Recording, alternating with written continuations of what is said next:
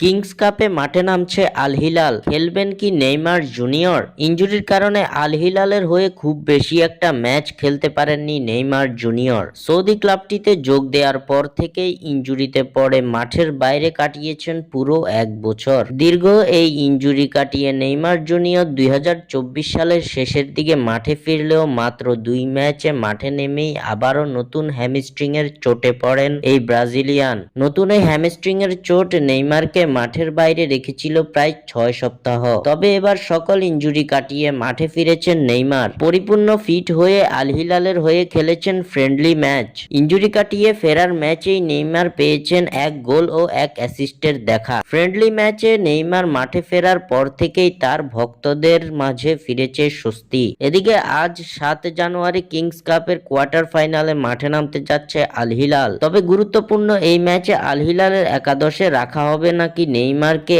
এমন প্রশ্নই এখন সকলের মাঝে। ইনজুরি মুক্ত থাকলেও কিংস কাপের ম্যাচে আল হিলাল একাদশে থাকবেন না ব্রাজিলিয়ান এই তারকা। কারণ কিংস কাপের জন্য আল হিলালের স্কোয়াডে নিবন্ধন করা হয়নি নেইমার জুনিয়রের নাম। আল হিলালের হয়ে নেইমার শুধুমাত্র এএফসি চ্যাম্পিয়ন্স লিগ ও ক্লাব বিশ্বকাপেই খেলতে পারবেন, যার কারণে কিংস কাপের গুরুত্বপূর্ণ এই ম্যাচে সৌদি জায়ান্টদের একাদশে থাকবেন না নেইমার জুনিয়র।